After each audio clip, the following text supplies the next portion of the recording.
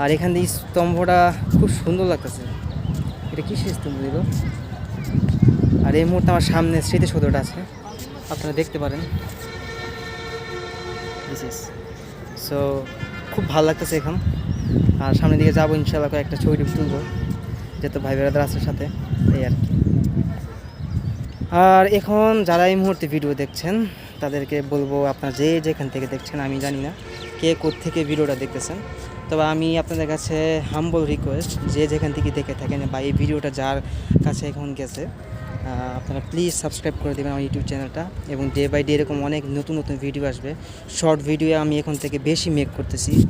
আর তারপর যে এটা আছে আপনার লং ভিডিও, সেটাও আসবে, তবে একটা পর্যায়ক্রমে আস্তে আস্তে আসবে। That's it.